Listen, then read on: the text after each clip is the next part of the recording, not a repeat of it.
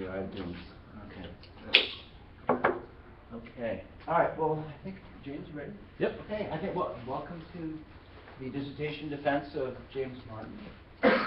James has been working on the general problem of Bayesian inference in very high dimensions, really in infinite dimensions. So the solution of the inverse problem is a field, and then when discretized, it's a very high dimensional problem. And there are a multitude of difficulties that arise that James will be talking about. So rather than use up your time, let me turn it over to you. Okay. All right, thank you. I appreciate everybody being here. So before I get started, I want to emphasize that what I'm talking about today is primarily a framework. And so the particular application problem will be global seismic inversion. I'll also have a little bit of ice sheet stuff. But in particular, you could actually put any model that's appropriately equipped into this framework, and we expect it should be valuable for giving insight there.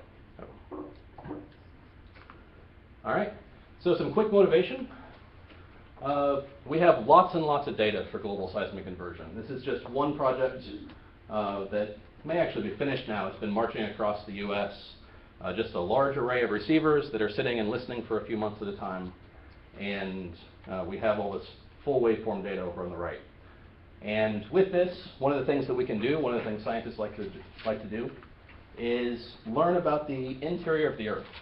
So this is pictures of the S20 RTS model from Ritsima et al. And what this is showing is a heterogeneous field of shear wave velocities in the mantle. And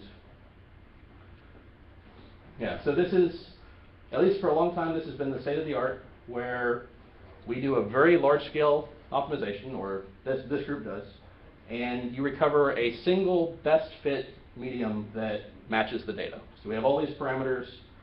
These are using spherical harmonics, I believe, but with some large number of parameters, you match the data as best you can.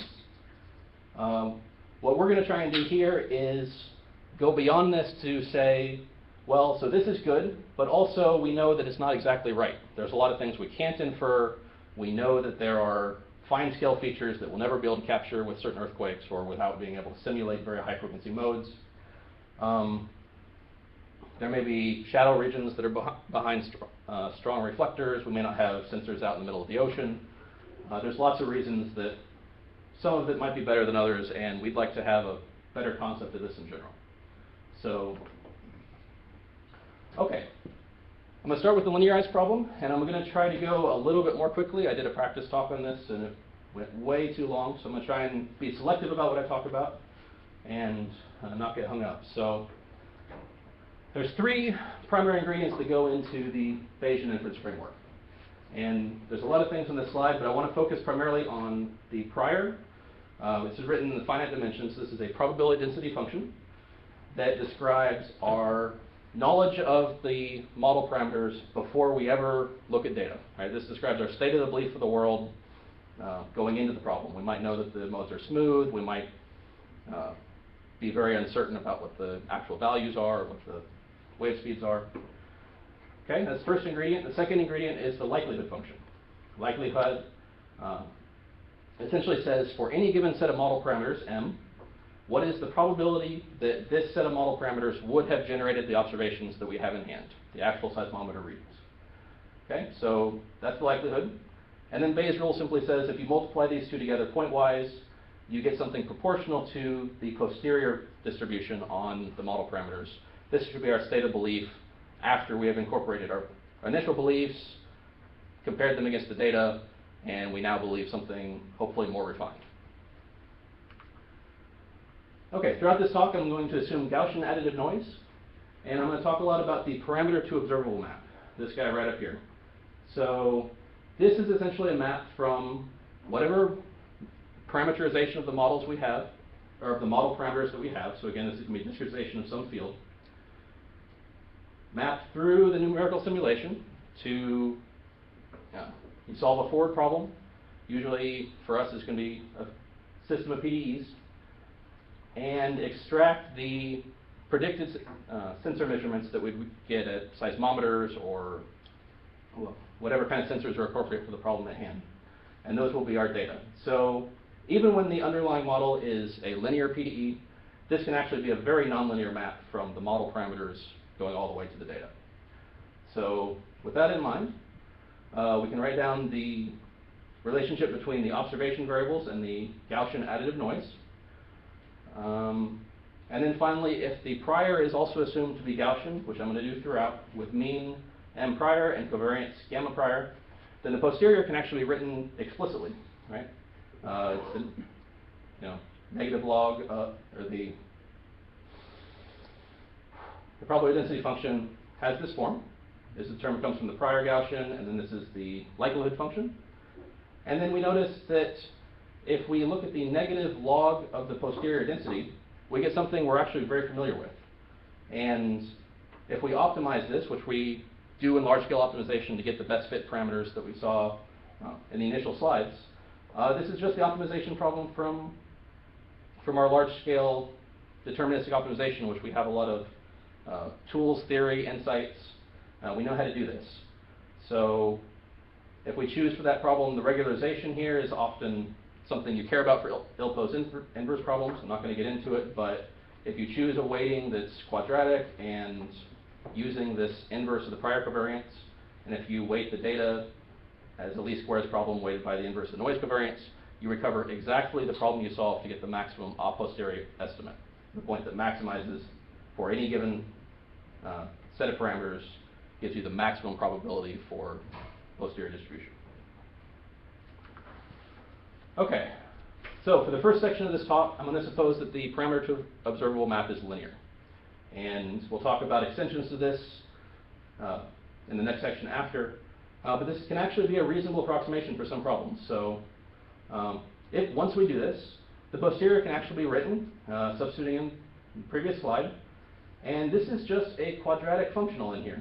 And so you can complete the square, rearrange it, and the posterior seem to be exactly Gaussian. And Gaussians are characterized completely by mean covariance. By construction, the mean is at the map estimate. We've solved for that. And the posterior is given by this expression here. And so if we have an efficient way to characterize this posterior covariance,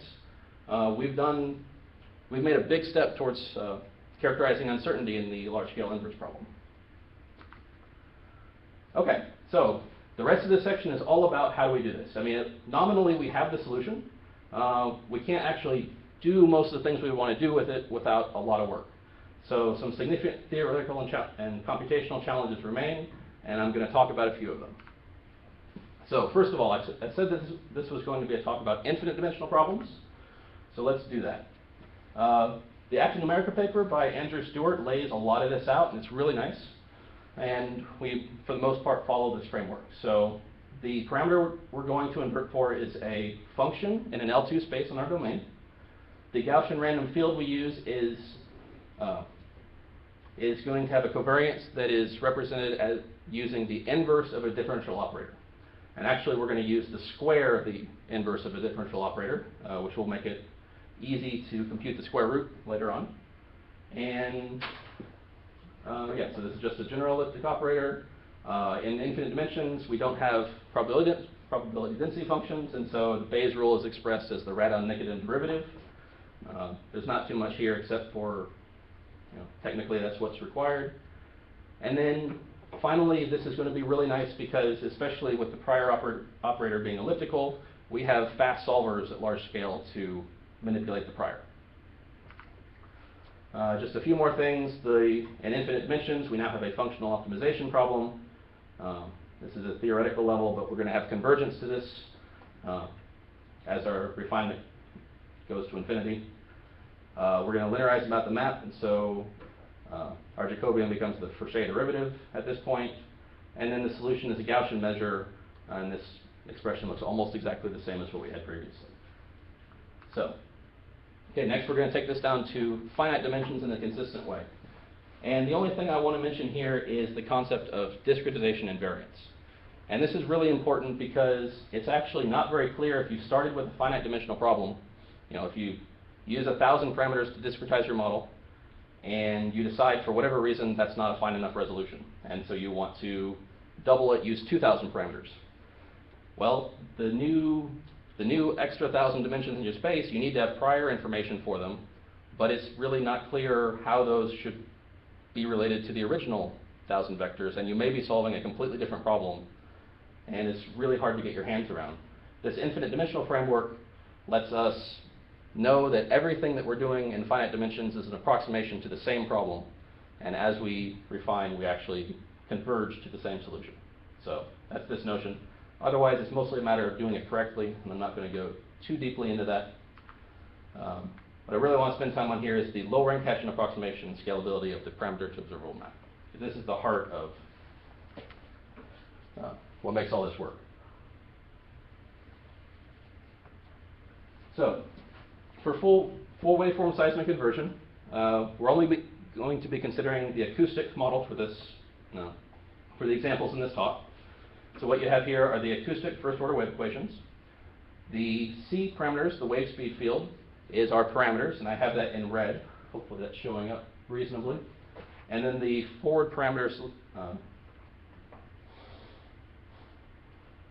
the solution variables for the forward equation, velocity and strain dilation, are in blue. Okay, this is just another representation of the negative log posterior, and this is what we're interested in having gradient and Hessians of for large-scale optimization, and we're going to use the same things for large-scale Bayesian inversion. Okay, the next few slides are going to be a little bit dense in terms of equations, but it's probably easiest to just think of them as colored pictures. These parameters are red, the forward variables are blue, and the major point here is that to evaluate the posterior density, we do one PDE solve. So to get the gradient, we're going to do one additional PDE solve. And again, don't worry too much about the equations. The green variables are what we solve. To solve the adjoint system, which we can see actually has very similar structure to what we already solved. It costs about the same. It's not too much different. And then we can assemble the gradient at the cost of one additional PDE solve. So that's nice. And then the action of the Hessian in a given direction. We can't actually access the full Hessian, but we do know how to apply it to any arbitrary vector. So that's what this slide is showing. And we've chosen the vector, this tilde variable, C tilde. It's going to come in on the right-hand side of the incremental forward wave propagation equations. Again, this looks exactly the same wave operator that we've used before. The adjoint system is going to be very similar again. It's at the same cost. We solve one more PDE solve, so a total of 2 PDE solves, and we can compute the action of the Hessian in this given direction. So for each Hessian vector product, we use 2 additional PDE solves. And that's going to be very useful for us soon. Okay, the other thing that really makes this work is to recognize that the full Hessian of the posterior is a sum of 2 different parts that have very different properties. And so I've put them in red and blue. Blue is the data misfit term that comes from linearization and differentiation of the forward model, the parameter to observable map. And then the prior term, which we assume to be more or less known. We set it up. We have efficient ways to handle it. We have large-scale solvers for elliptic problems. And utilizing these 2 together, we factor out a particular, we use a particular factorization that exposes what we call the prior preconditioned misfit Hessian. And it's this guy here that has the prior on each side. And this has a really neat interpretation because this is going to be a very low-rank operator. We can actually prove in many cases it's compact. It's harder for the problem at hand, but we can actually see it's true for the finite dimensional problem. And it's interesting because the compactness partly comes from limited data and limited observations. We can only observe, say, the lowest frequency modes about the medium. We only have limited observations. There's certain regions that we expect we won't measure nearly as well. And then in addition, for us to actually learn anything, it's important that the directions we're learning in not already be really well known by the prior. If we tell the system that we're already really sure about this mode, even if the data has some contribution there, it's not going to change our prior predictions. No reason to compute in that direction. So the low-rank structure of this is going to be really useful for us in terms of doing efficient computation. Okay? And we're actually going to invoke a low-rank approximation of this guy using either Length-Shows or a matrix-free randomized SVD approach, which can be done relatively efficiently. It takes about a number of Hessian vector products proportional to the size of the compact space. Size of the compact range space. Okay, once we have this, so we're down now to this step. We've done our low rank approximation, BR, lambda R, BR. And then we use Sherman, Morris, and Woodbury to compute the inverse of this guy and then put back together our full posterior covariance. So once we do that, we see that the terms we've neglected actually have a nice form, that when the eigenvalues of the low rank approximation become significantly less than 1, they don't affect our posterior variance much at all because of this identity operator here. And so by truncating, we don't actually lose very much, and we have a nice threshold to decide when we are done computing this low rank approximation. This is just visually showing for the problem we've used. There's 3 different curves here. It's hard to see because they're all good approximations of the infinite dimensional problem. But one is 40,000 parameters, one's 67,000, and one is 430,000 parameters. And they're all lying pretty much exactly on top of each other. The rank of this problem looks like about, crossing points about 600. We probably maintain 800 or 900 for the computation that we used. Okay. Oh, and the final thing to recognize is once we've put this all back together, the posterior is now in a form that's written as the original prior covariance minus what we've learned from the data. And this is actually, just looking at it, we can see it's going to be a negative, well, yeah, so these DR values are going to be positive. This is going to be a negative definite update to the posterior covariance. And that'll be important shortly.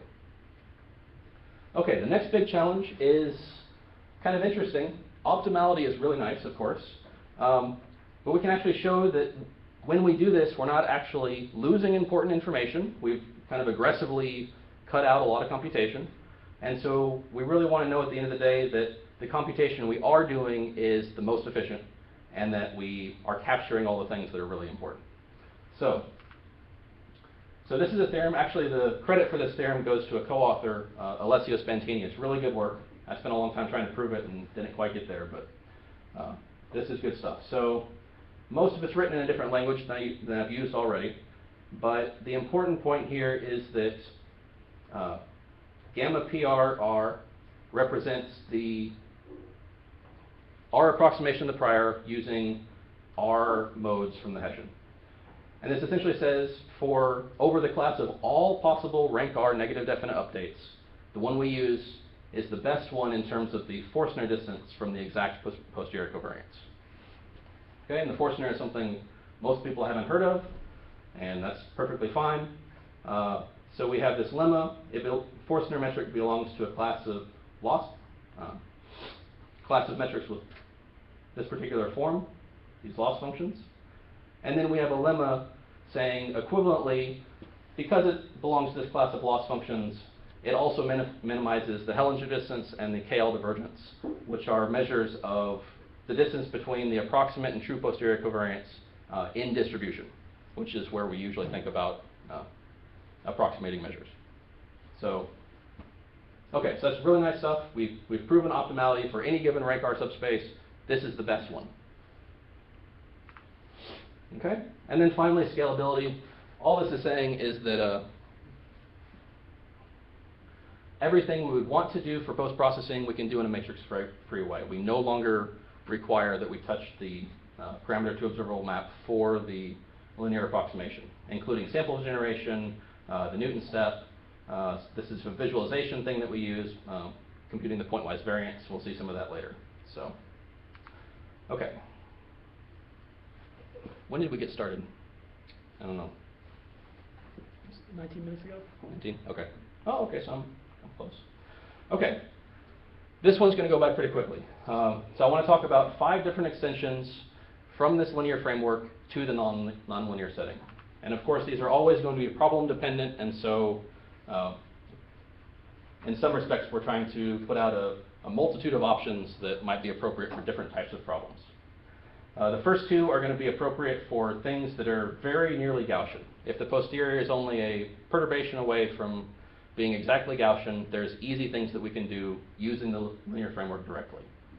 For things that are a little bit more nonlinear, more non-Gaussian, we have implicit dimensionality reduction approaches and we have explicit dimensionality reduction approaches.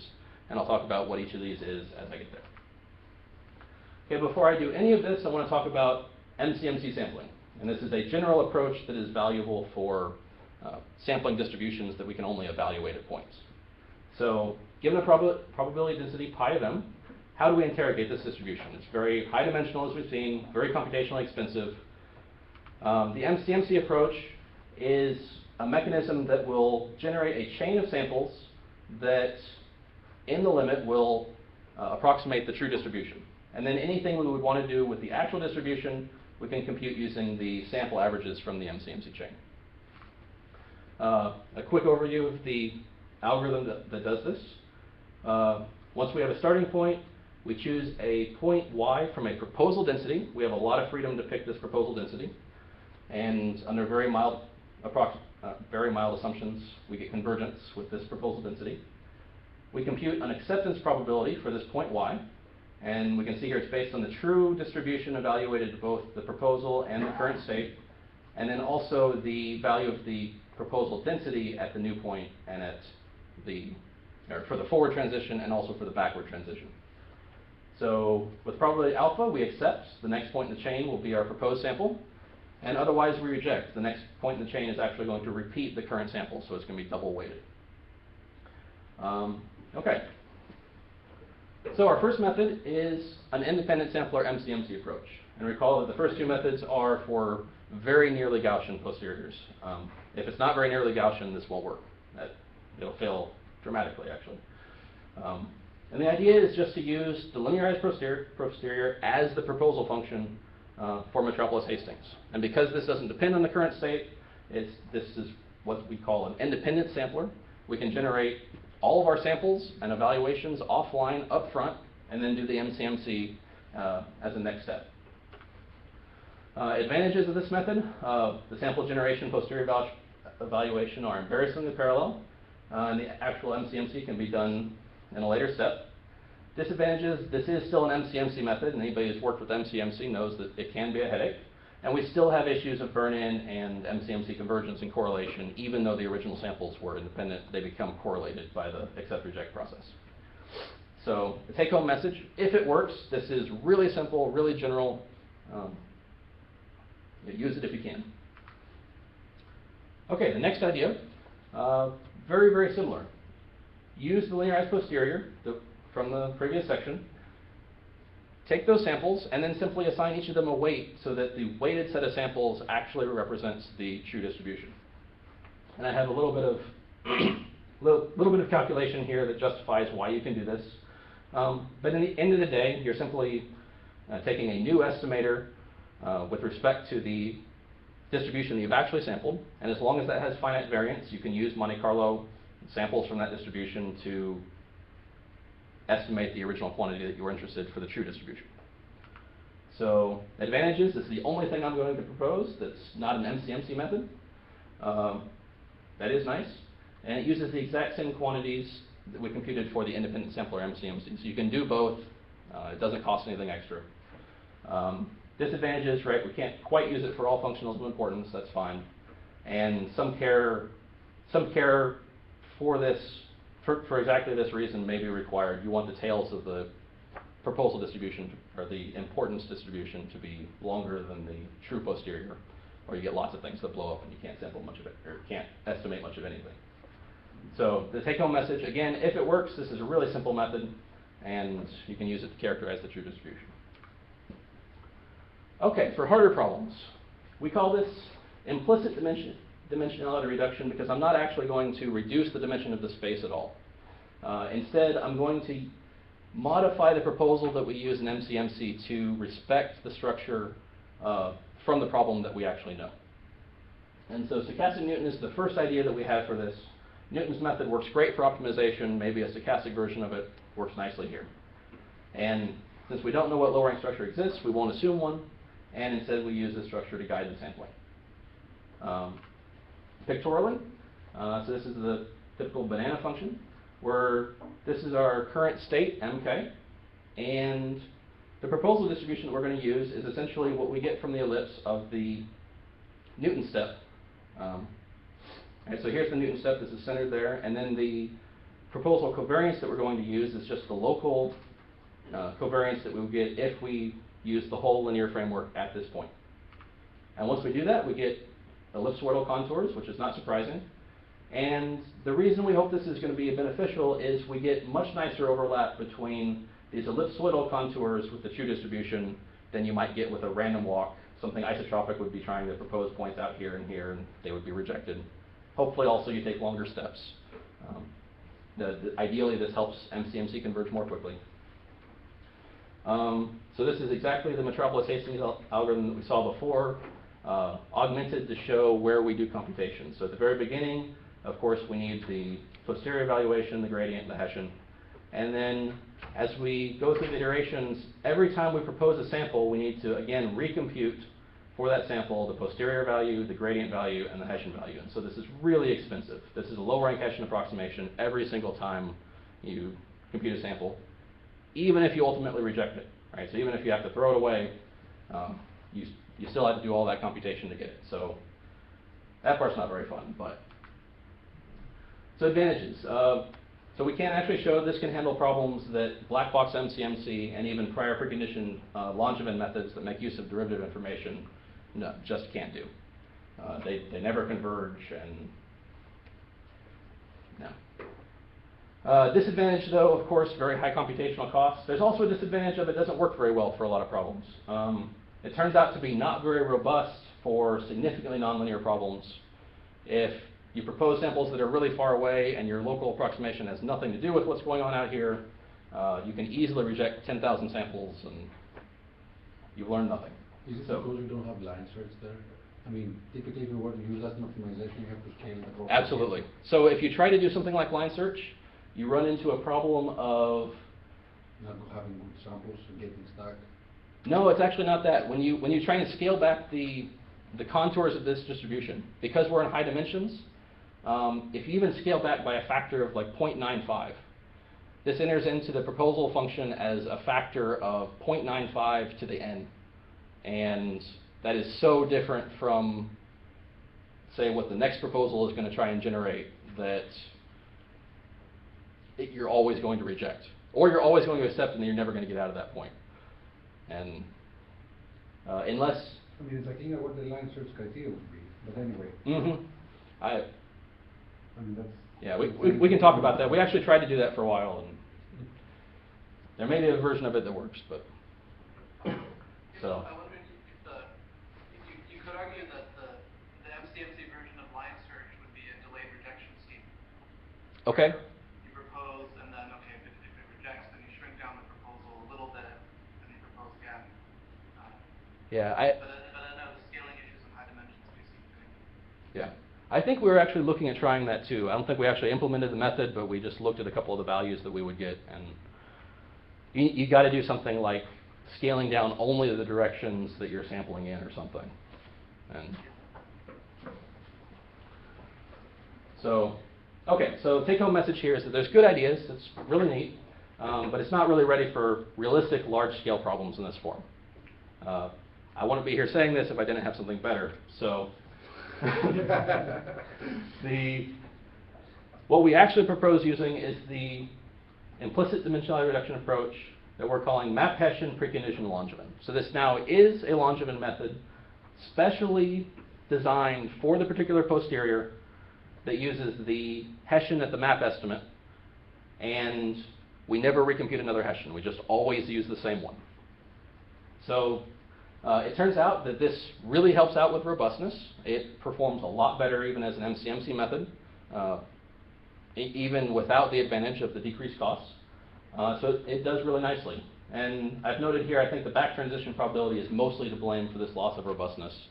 If you recall in the original equations for the acceptance probability, we have this, not only what was the probability of drawing this proposal point from our current density, but also what's the probability that from the proposal you would actually transition back to the current point. And that can be really, really low, especially if the contours change directions, right? You might be really likely to go from a point here to a point here, but then this point really wants to sample over here instead of going back to the original area. So by using the same Hessian at all points, you get rid of that problem. There's always going to be problems where this is still not enough to solve, but that's future work. So, okay, so I think I've gone over everything here. This is exactly the same algorithm again. You compute the Hessian once at the map estimate, and then for every proposal point, you only compute the posterior value and the gradient value, and this is really almost free. This is one additional PDE solve, if you recall, and then you're done. So not very much more expensive, works actually really nicely for some problems, and it was the clear winner in a head-to-head with the other methods I've shown so far. So disadvantages, obviously we can no longer parallelize the computation because the proposal depends on the current state, and so now all of these need to be done online in sequence. Evaluate the acceptance probability, see if you accept or reject to decide where you're computing next. So, and take-home message, this is the most general method we have for very large-scale nonlinear problems. And if it's enough, it's enough, and if not, yeah, it's more work. So now for something slightly different, the explicit dimensionality reduction. And I say this is different because the goal here is really separate from what we were trying to do in the implicit dimensionality reduction. Here the goal is to find a low-rank subspace in which most or all of the action is happening, and then use existing methods that may have much better convergence properties or are simpler to implement, can use standard algorithms, and using those on the coefficients of this low-rank basis works much better. So that's the idea. Can we find this likelihood-informed space where all the action is occurring? So, how am I? It's time to move. 31 minutes. Okay.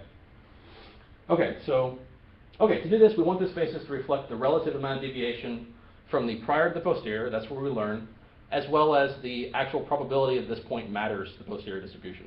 If the probability is almost zero, even if data says we're learning something in that direction, we don't really care at the end of the day. So what I'm interested in is the expectation of this prior preconditioned Hessian over the support of the distribution. And of course, this is a massive quantity. We can never hope to approximate this very well. But fortunately, since all we're looking for are directions that are important to this matrix, there's some hope that we can get those. So we start doing that. I'm going to skip most of this slide, actually. This is just, we make a Monte Carlo estimate, assuming that we had posterior samples MK, which of course we don't. So the next slide is going to be how do we get something that's reasonable. And the key point is that we can get this average expectation in a sequential manner, that we can compute the first value and then compute the next one, and we get our updated value, and then next time we get one, we don't have to carry around all the previous low-rank Hessians to do this computation. So,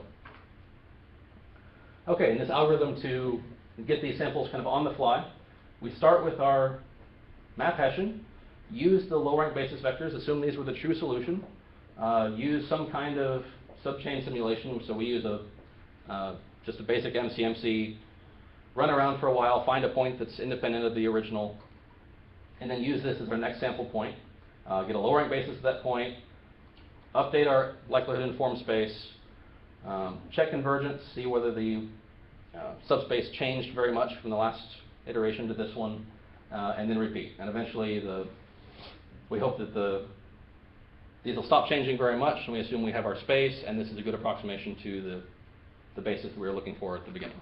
So this is interesting. It has some advantages. You get different kinds of information from this than you did from the implicit dimensionality reduction. If you care about being able to use low-rank algorithms, or if you feel like you have more intuition or can do more powerful things, this hopefully gives you a way to do that. And then once you've done that, you can actually recover the full distribution by Rao blackbolization. Essentially anything in the prior directions you can add on after the fact as a conditional probability. So you can actually approximate the true full dimensional posterior if you want. Okay, so, and just other approaches real quick to compare. Of course, we're not the only people doing this, but there aren't very many doing large-scale uncertainty quantification. So there's some other options. You can reduce the model of the forward problem. Easiest things that come to mind are reduced basis methods of Wang, Zavaris, Wilcox, Tanbuy. You can reduce the model of the outputs. These are Gaussian approximation from the O'Hagan-Kennedy paper. Polynomial chaos and spectral methods to produce a surrogate model of the parameter to observable map, and then once that's much cheaper, sample from that and use it to solve your inverse problem. This two-stage delayed acceptance, Yusuf was mentioning a little bit, that would use a coarse or a cheaper model initially to see if the point is really bad, reject it then without solving the full model, and then only use the full model if it passes that first stage. And finally, you can try and approximate posterior PDF directly in high dimensions. And you can use radial basis functions. Some people have worked with these. And then, of course, well, not of course, but the idea is using a Gaussian process or mixture to approximate the whole thing. So, okay, selected results. Let's see how much time I have here. 35 minutes. 35. Okay. All right, so I've tried to leave a lot of time for this because I think this is really the fun stuff. And yeah, so, okay, so the major problem for my thesis, global seismic inversion. We're going to pretend that because we're using synthetic data here, we want a problem that we can try to simulate the kinds of information that we would actually get with real data and with a full model. So the prior that we're going to choose is based on the preliminary reference Earth model, which is a spherically symmetric model that describes density, p-wave speed, shear wave speed as a function of depth. On the right is what we generate our synthetic observations from, and this is the S20 RTS model from Utsima et al. That actually showed initially. The S20 RTS is actually a shear wave model speed. In the Fortran code for SpecFem, if you go digging, which we did, there's actually a p-wave model in there, and that's where this data is coming from. So, okay, choice of the prior. So, I don't claim that this is the best prior to use, but we did spend a fair amount of effort trying to get something that was reasonable for the problem at hand. So, if we just compare to the ground truth model, we can see that there's some structure here in that there's a lot more lateral variation in the Earth, and this is kind of what we expect. Things vary much faster with depth than they do moving laterally. And for this, we actually have an anisotropic elliptic operator for our prior that reflects this. So equations are here, but you can actually see in the prior samples by themselves, you get the same kind of structure. You have a lot more correlation going around the Earth than in depth. So. James? Yes. Just clarification. You're inverting for the departure from the radial varying model. Right? Yes, that is true. The aberration from that. Yeah, that is true. At some point, it's just a matter of the parameterization at the end of the day, how you interpret it. But yes, what we're actually solving for is the discrepancy between the original and this. So, okay? Good, thank you. Okay, so the actual synthetic setup that we use. The experiment we use has 3 simultaneous earthquakes going off, so not entirely realistic, but it helps illuminate a lot more of the data. We can see things. And we don't have to solve this 3 separate times, 3 separate earthquakes, so proof of concept kind of stuff. One's at the North Pole, the other 2 are in a triangle that kind of covers a lot of North America, the Pacific, South America. And then we have an array of sensors that are all measuring seismic information. And for this problem, each of these sensors, we're going to retain the first 100 Fourier modes of the time signal. And those are going to be our observations. So this is all stuff that goes into the parameter to observable map, that function f. Okay, the inversion field is the p-wave speed and acoustic wave field. The prior mean is from the Prem model. We've talked about the prior covariance. The truth model is coming from this S20 RTS for Utsima et al.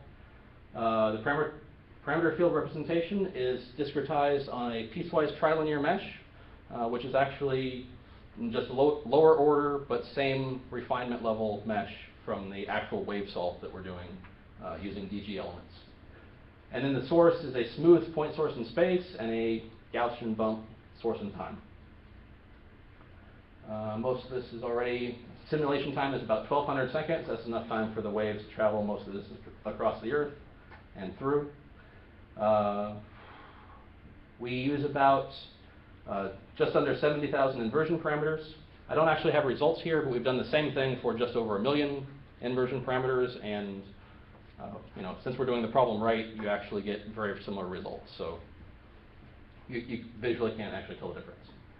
And all of this took about 20 hours on 2,400 cores for just the one low-rank approximation of the Hessian.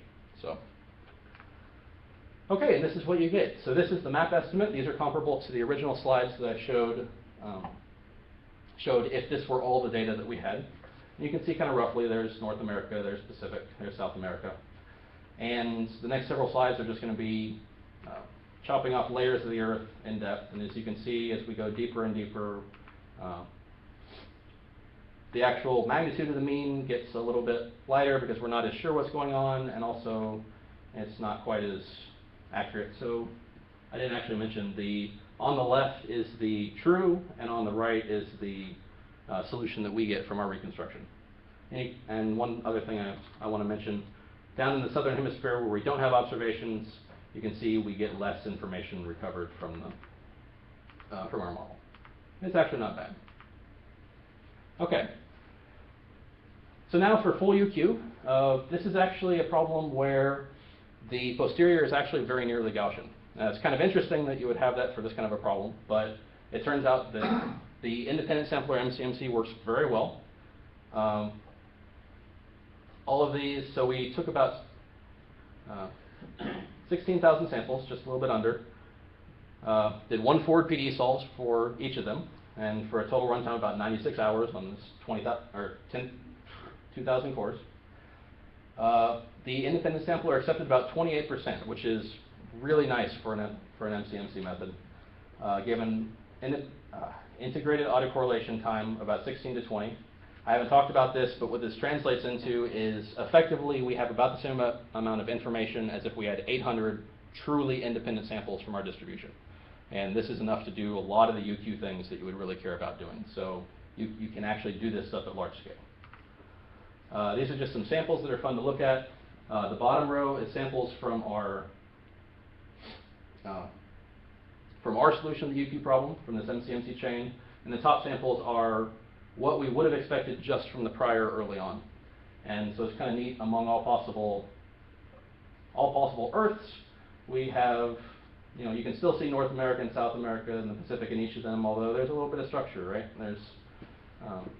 This is kind of a representation of the things we don't actually know from our reconstruction that we wouldn't want to rely on.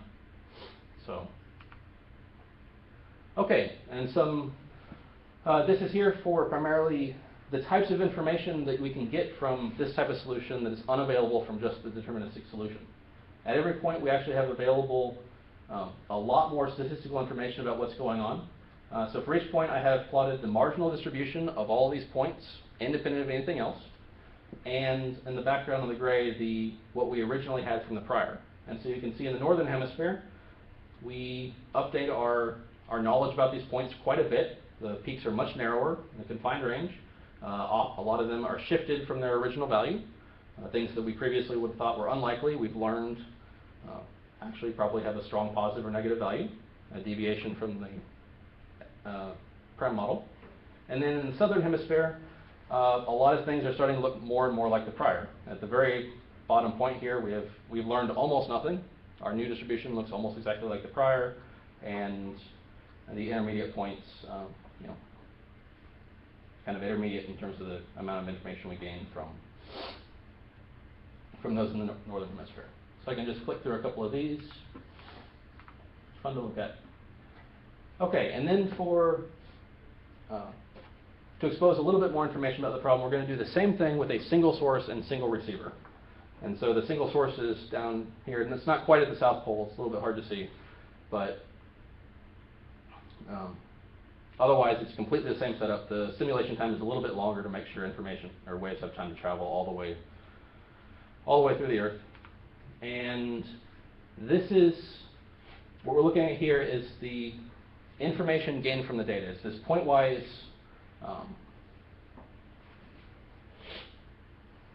reduction of variance in our posterior distribution.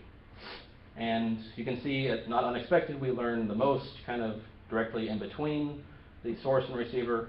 But we also learned some interesting things on the backside. So this is the backside of the coronal boundary, more or less, and so you can see some of the energy reflected there and made its way up to the receiver, and that's where we learned. So there's some nice structure here.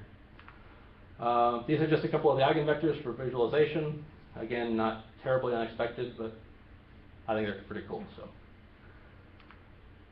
okay. Next, I want to talk about the application to an ice sheet model problem. I'm actually pretty close. Okay. Mostly the same setup. What I want to talk about here is slightly different, though, from the previous example. What I'm really interested in here is, let's assume now that we have solved the problem. And what can we do for visualization, understanding, scientific inquiry with these types of problems from data that we have with this type of approach that we don't have otherwise?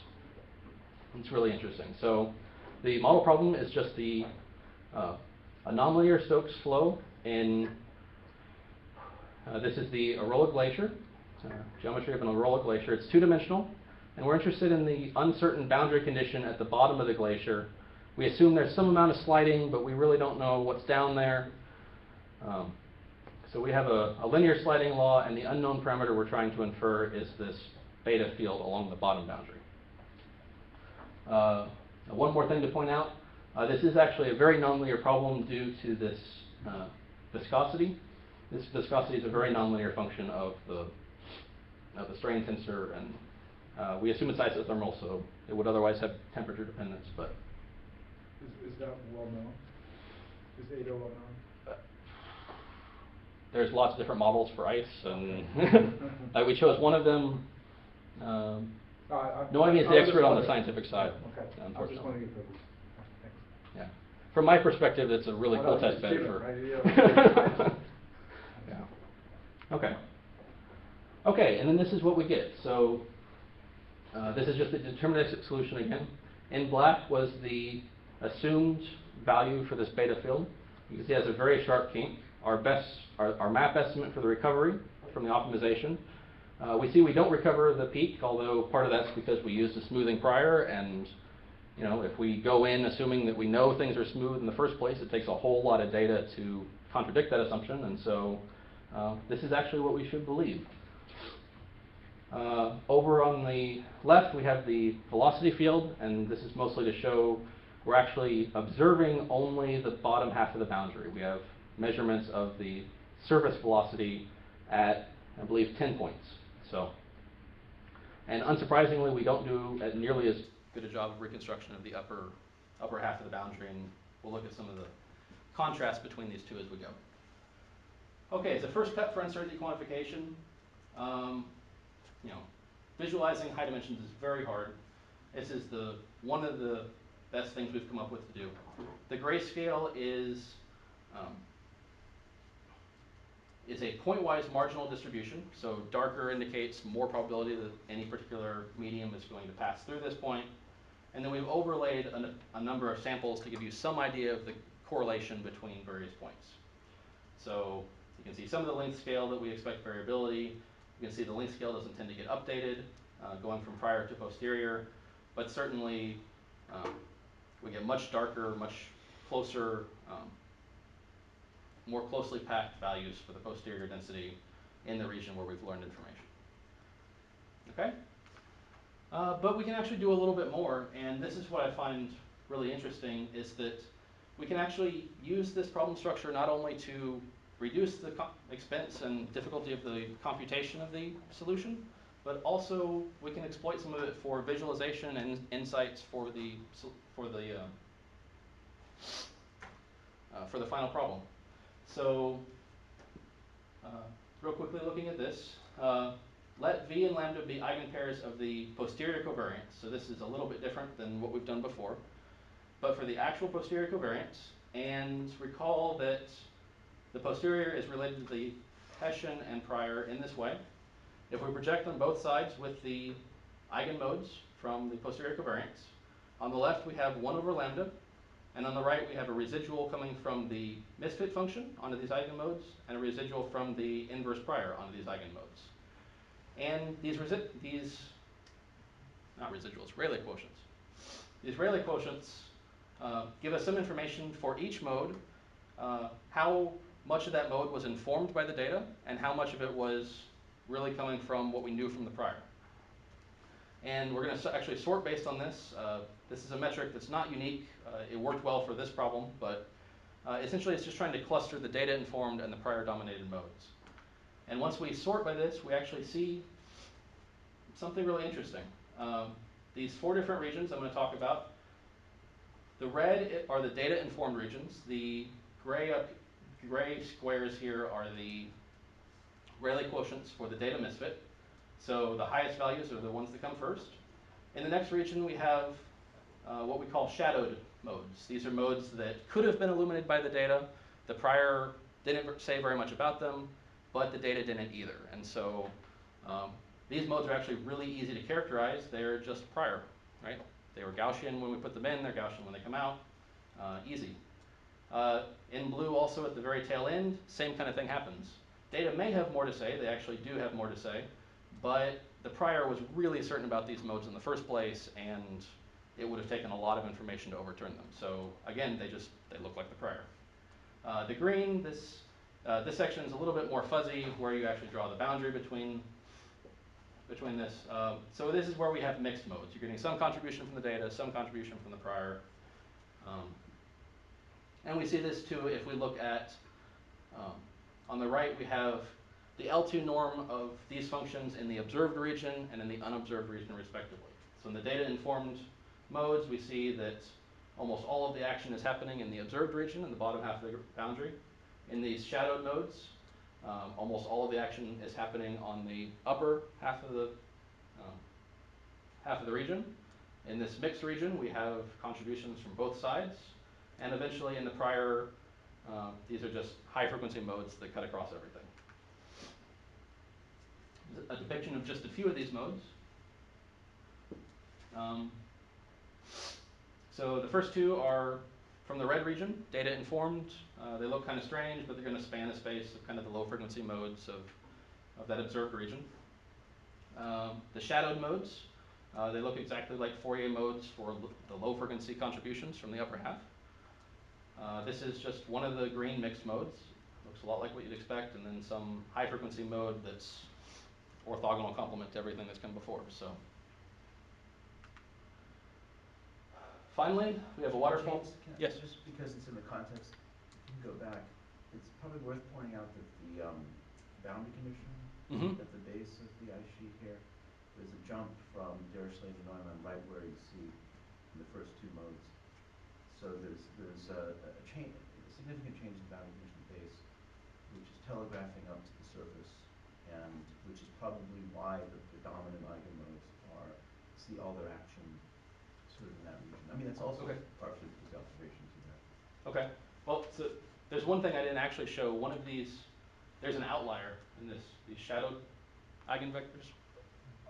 This outlier that says we didn't actually learn anything about one of the modes that's in this observed region, that's the one at the very bottom edge of the boundary.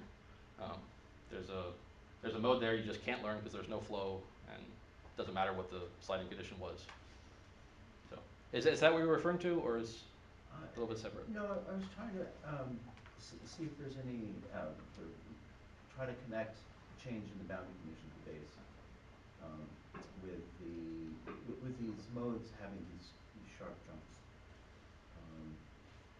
Oh, right. I see. Yeah. In other words, the fact that the observations are on the right side, the right half of the ice sheet, suggests that the action should be in the right half, which is what you're seeing. But then, what can account for the steep? It's probably also the boundary conditions probably helping to create more action on the surface. Okay. Okay, so sharper as we get towards the bottom edge of the boundary as opposed to up here. Maybe. Both of those. I mean, both of the steep parts of the eigenvector. I think that's going to be really hard to infer here because I mean, the only thing that's unique is kind of the space spanned by all of these modes, and I think that's going to be hard to say much about, actually. Okay, anyway, That's interesting. That's worth thinking about. Okay. Okay, so if we look at the marginal distributions on these, in the direction of these eigenvectors, we actually get kind of a clear picture of what's going on for most of the modes in the system. These, the data-informed modes, this is plotted such that if no data had ever come in from the prior, every single one of these would be centered at 0, and they would have the covariance that they had from the prior. So this would be gradually increasing all the way down to the widest Gaussian bumps at the bottom. But because these at the bottom are data informed, we learn quite a bit about them. We're very certain of the value of that first mode. It's very narrow, and it's shifted a lot from the original value. As we go on, things become less and less sharply peaked and more centered on 0. When we get into these shadowed modes, we didn't learn anything. They look exactly like they did in the prior. When we get in the green region, things are shifted somewhat, still have large variance. If we were going to expect non-Gaussian behavior, it would probably be here. And then finally, the prior tail looks like sharply peaked modes because the prior was very certain about them before it went in, and don't expect that to change. And then finally, just 1 and 2D marginals to the posterior in these directions. So these 4 plots we saw on the previous slide, comparing them to the prior here, so we see there's some shift in the first one. This is one of the high frequency modes, so it looks exactly like the prior. And then you see some of the 2D contours that have shifted a little bit away. Just fun to look at. So, okay, finally. So what we've done here, I've presented a framework for infinite dimensional Bayesian inverse problems. The inverse problem in prior is specified at the infinite dimensional level, and then everything that we do in finite dimensions is, as long as we've done it correctly, converges to that true solution. The prior covariance is specified using an elliptic differential operator, which is nice for technical reasons, and it also enables these, the use of these fast solvers at large scale. The low rank representation of the prior precondition data misfit Hessian is one of the key pieces that makes all this work, and we worked really hard to do computation only where we're going to learn information, i.e. update our beliefs. So this is something I didn't have too much time to talk about, but all of this framework is actually really scalable in terms of how many times do I have to touch the forward PDE. If I really refine the mesh, I'm going to pay a higher cost to solve that PDE initially, but in terms of number of PDE solves, everything here can be argued to be mesh independent. The number of overall PDE solves is independent. The number of adjoint PDE solves for the gradient Hessian vector product doesn't change. The compactness of the prior precondition data misfit Hessian doesn't change. We saw those 3 curves lying exactly on top of each other. You need exactly the same number of iterations to pull out the important modes. Using randomized SVD or length shows, it doesn't matter. These are the same. And the matrix-free expressions assure us that the linear algebra is a little more expensive because the vectors are longer, but not very much by comparison. So, okay, and then once we get past the linear framework, we have many strategies to deal with the nonlinear setting depending on the type of problem and strength of nonlinearity. We saw the independent sampler MCMC, important sampling for problems that are near Gaussian. Map Hessian precondition Langevin MCMC is what we recommend for harder problems. And then the likelihood informed subspace for explicit dimensionality reduction if you want a set of basis vectors that capture where all the interesting information is happening.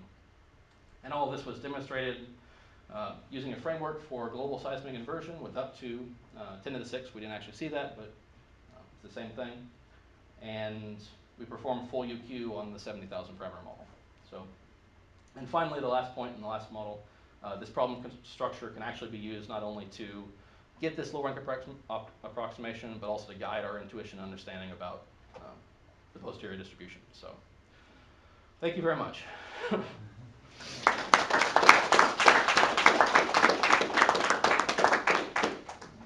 you deduct the startup cost, then you get exactly 60 minutes. So, is that your goal? Yeah. Oh, that was the, yeah. The practice talk went an hour 40, so All right. so that was much better. So I'm gonna next time sit. it'll be 20 minutes. This way.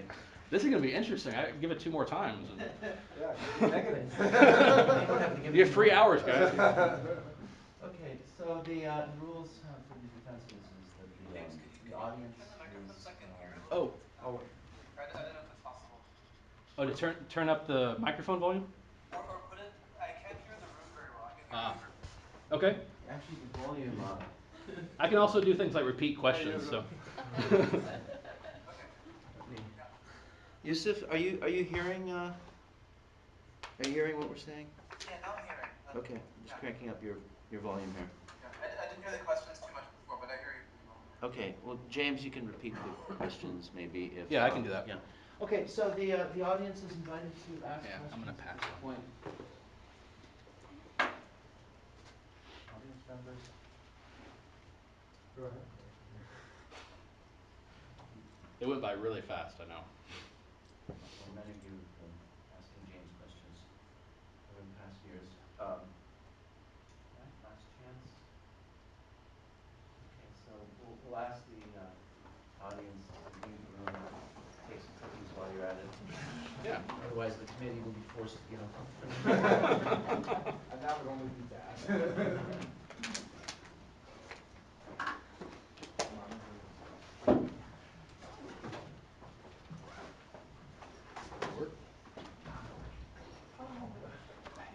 Hey. Thank you. Yep. I think that was the hard part. We'll see. Are you gonna stop by? Maybe it depends how You too. tired. Yeah, you will I- deserve a break for sure. Group meetings are going way up on the priority list now, so I'll actually go. Yeah, we're I'm looking missing you. forward to that. Okay. Well, if you have a chance, stop by. Otherwise, we'll see you later. Okay. Cool. Will do. Thanks, Ben. I don't know if we got the recording. All Are right. you for real? Yep, good thing you were recording. Yeah, but